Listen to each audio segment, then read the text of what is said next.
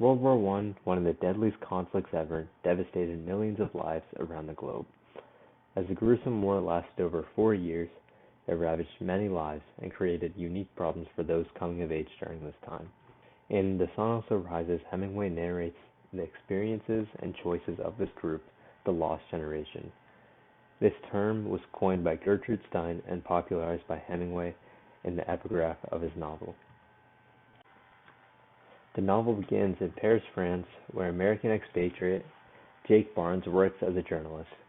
Jake begins with a description of his close friend, Robert Cohn, a once boxer and a present writer who lives with his controlling girlfriend, Frances Klein. Later that night, they're at a club where Jake finds Brett Ashley, the supposed love of his life, whom he met during World War One, as she was a nurse. After getting reacquainted quite intimately, Jake's war injuries mention, and Hemingway's writing suggests that he cannot have sex because of it. Even though Brett and Jake are in love, she decides that they cannot be in a serious relationship together because of his injury. Now, after this talk with Brett, Jake lies in his bed, drunk and miserable. And of course, the next day, Cohn goes to his house, his office, and confesses that he's in love with Brett. Right after this, Brett visits Jake's apartment and they talk over dinner.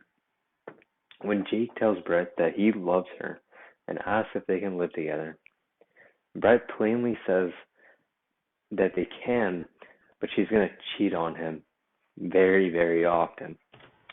Brett then tells Jake that she's leaving for San Sebastian. After some time has passed, Jake gets a postcard from Brett from San Sebastian. He gets a note from Cohn that says he's going to be leaving the country for some time. Now, Jake's friend, who's American, Bill Gordon, visits Paris and is very, very drunk.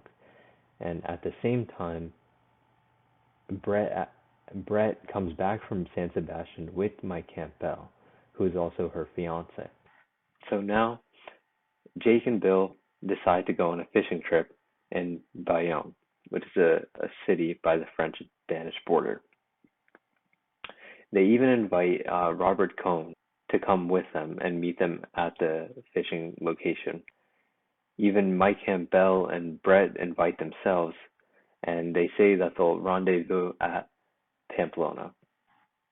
And as there are a few complications with all those coming to the fishing trip, like Mike and Brett not taking the correct train, and Cohn deciding that he wants to stay in Pamplona.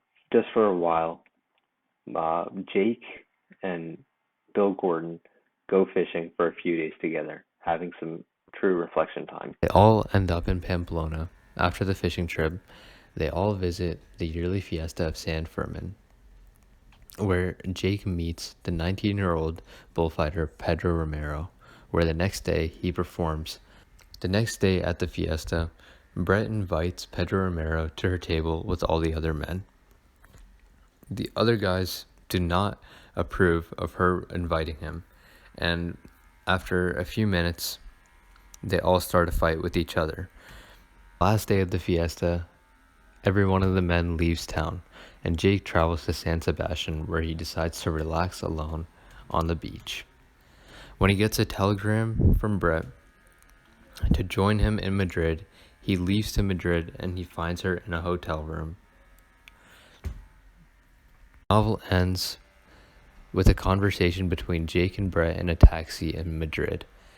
She tells him that they could have had a wonderful time together, and Jake finally replies with, "Yes, isn't it pretty to think so?"